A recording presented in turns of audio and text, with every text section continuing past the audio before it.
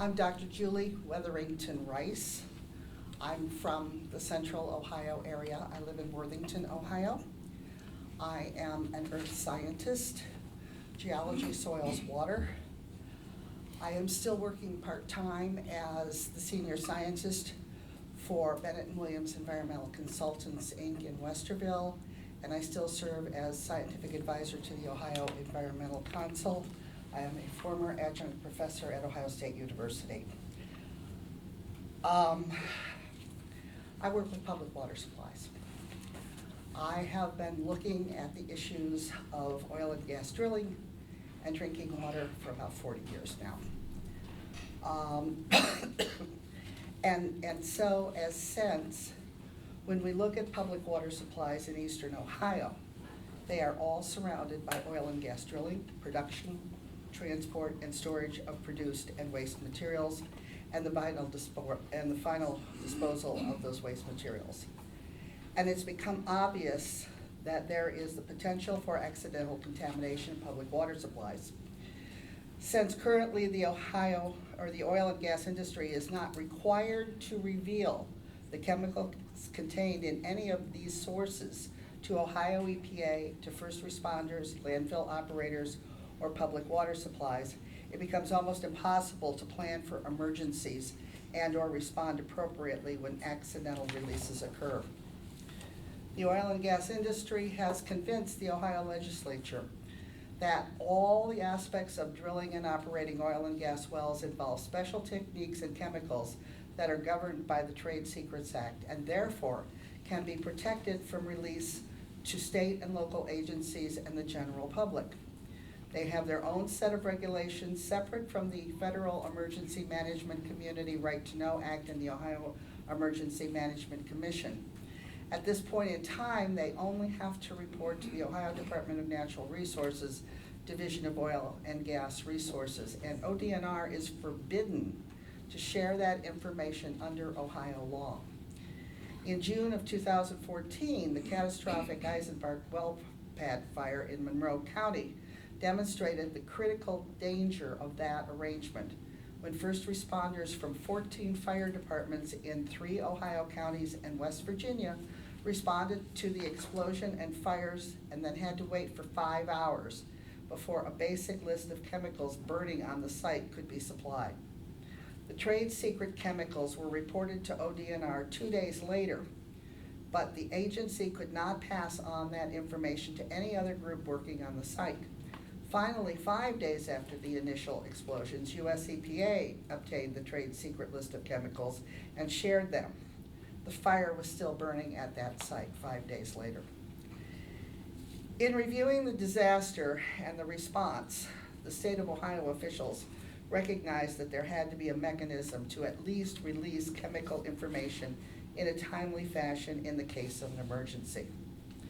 At the behest of Ohio EPA, Governor Kasich inserted a section into the 2015-16 budget bill that would require that information to be shared with other state and local agencies, first responders, and where applicable, public water suppliers in case of an emergency. The section was removed from the Ohio House, reinserted by the Ohio Senate, and then removed in the conference committee.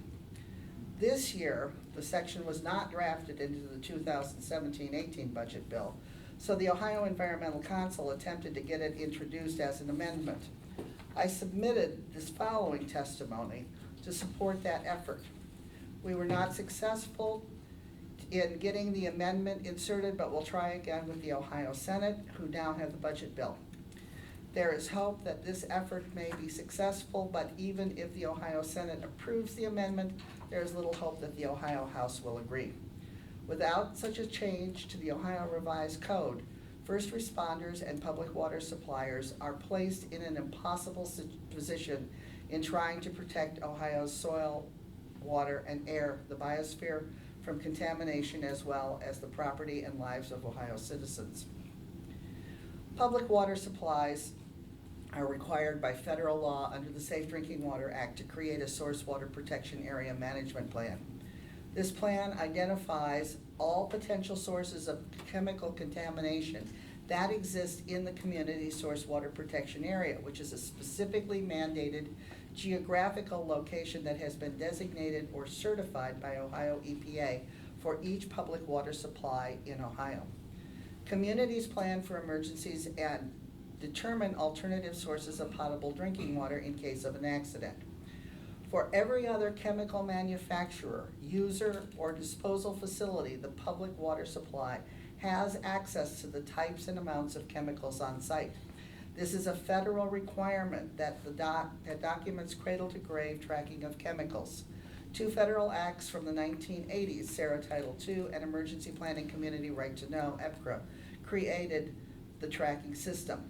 In Ohio, the oil and gas industry is exempt from having to report the chemicals involved in the production, shipment, and waste streams of oil and gas to Ohio EPA, to first responders, to landfill operators, and to public water supplies.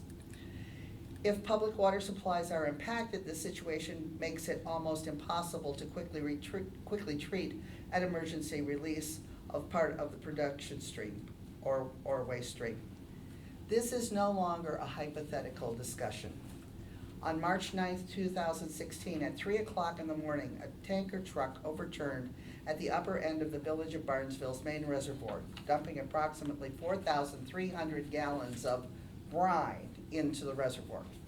Barnesville is in Belmont County, and it supplies all of the public water to an 80 square mile area in parts of 4 counties.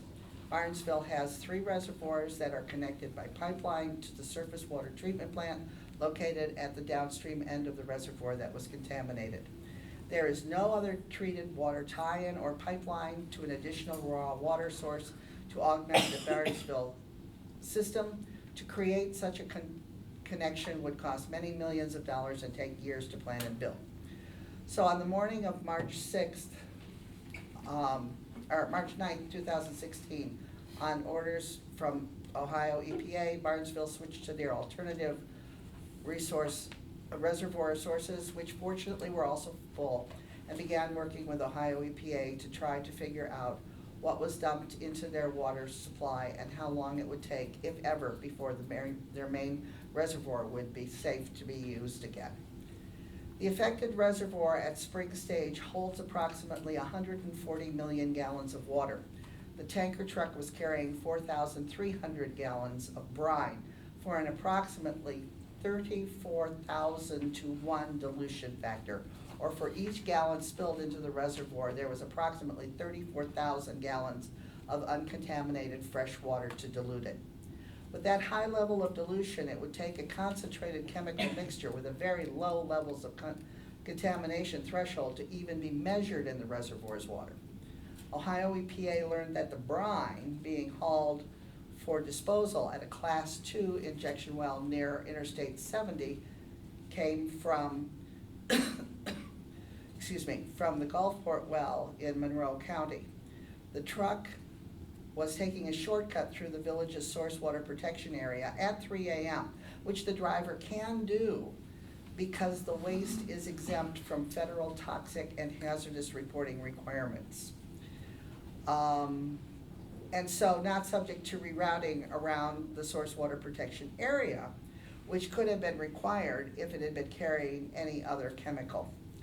When Ohio EPA requested information as to what had been in the truck and was now in the reservoir, Gulfport responded with a safety data sheet from an Oklahoma well from the year before for produced water sweet. Reported to be 80 to 90% water, less than 16% sodium chloride, less than 16% calcium chloride, less than 1% oil, less than 1% benzene. Gulfport did not report the presence of heavy metals, radioactive metals, or contamination from drilling muds, chemicals, contamination from hydraulic fracking chemicals, or even correctly where the brine was from. Under current Ohio law, Gulfport was allowed to provide false or incomplete chemical information to Ohio EPA, who then had to tell Barnesville that salt water had been dumped in their reservoir. Fortunately, Ohio EPA has some experience with the chemical makeup of produced water out of the Utica Formation, and so they tested for a much larger list of chemicals. Ohio EPA tested for radium-226 and 228, gross alpha, gross beta, combined radium volatile organic compounds and semi-volatile organic compounds, which would include the oil and benzene, total dissolved solids, which would include the salts, metals, phthalates, which are plastic softeners. At noon on March 9th, Ohio EPA got a reading of 3.2 picocuries per liter of radium in the reservoir. While this number is lower than the Safe Drinking Water Act maximum contaminant level of 5 picocuries per liter in the reservoir, given the huge dilution factor, okay, and you can read the rest of it that's given here. But I'd like to say, ask me any questions that you want to, and if you have technical questions, I'm probably the person to start with. So, great. But I wanted to make sure you had the whole document, because this is going back to the Senate, and they may put it back in, but it'll get kicked back out again. Okay. Nancy or Kate? You said the oil and gas industry is exempt from this tracking system that is designed to monitor or at least give some accountability about where and what has been spilled. And those bills all got passed very nicely. They were all ALEC drafted, and they all got passed very nicely before the unconventional shale drilling came to Ohio. In some cases, 10 years before. So we were set up. They knew they were going to come to Ohio, and they changed all the laws. We used to have local zoning that would allow us to have input on where wells went, where pipelines went, where any other kind of activity went. And that comes out of the 86-87 Governor's Commission on Oil and Gas Regulatory Review that I served on. We had good laws that we put in the late 80s, and then we didn't do anything for 25 years. And we didn't realize this was coming to us. But when it did, all of the laws had been changed. And the person responsible for changing them in the House and then later in the Senate, when he was term limited out, went to work for a legal firm down in southwestern Ohio. He's from Clairemont County, where they do not do any of this drilling. And his new job is that he is the lobbyist for the oil and gas industry. But he was Speaker of the House and President of the Senate during the time that these bills went all through. Thank you. And he got lots of campaign contributions. So I have a question about the fire that you referred to in your testimony. So was there any monitoring of wildlife, marine life, or human life downwind of the plume after the fire had burnt for so long? No, Lois, not downwind. Downstream, yes. As the fire materials that burned, and it was a catastrophic fire, as those materials burned and then were flushed down out of the holding ponds and into Opossum Creek. It's about 7 miles from the drilling pad to the Ohio River, and virtually everything in that creek was killed, all the way down to the Ohio River. There is a public water intake on the West Virginia side of the Ohio River about 1.5 miles down, and nobody notified them of what happened. So they didn't turn off their intake, which should have happened, and it didn't. But no one looked downwind, nobody. And so really until it's been almost a year ago, there was a resident in the area who had some health training and whose family was having significant health problems since the fire. And she found me through Ohio State and talked to me about it. And I had been very concerned that nobody had looked at the downwind situation, because when you look at the photographs, this is the most incredible, awful black smoke you ever saw, and it just went. Well, as it plateaued out, the land rises. And so by the time you get to the second ridge, it was coming in as ground fog. And it was coming in for 5 days. and it covered everything with black gunky dust. And people started to get sick. So she found me, and I started working with Ohio Environmental Council, and I talked to a friend of mine, Dr. Peggy Berry, who is actually a nurse, but she's an ocean nurse, and Peggy will be going there to do health studies with the residents who have come forward to be identified. We've had a couple of public meetings with them, so we know more about the situation. Nobody did any testing at all. No one has jurisdiction to do testing. The county health department was terribly concerned, continues to be terribly concerned, but has no jurisdiction, no money, no anything to be able to do it. At this stage of the game, I am not sure what we're gonna be able to physically test for in the soil and water, because it's been so long. But we can certainly take the health histories of these people and then make a determination whether it looks like there's probable cause for concern. We just don't have anything in Ohio that helps us take care of that. Well, often when other people have testified to pipeline explosions, to well explosions, to different things that are similar, often it's the emergency response people who call for an evacuation within a radius of the downwind. And Was they that done did. at all? They did, but this was way down. Because when you looked at it coming up, it came up in a column.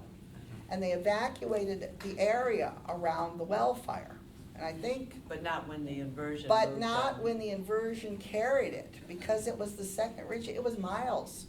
But because the land rose and there was an inversion on the smoke, Right. it did come into land and it's a farming community, so everybody, has gardens and chickens and hogs and dairy cattle, and it's everywhere. Yeah. Thank you.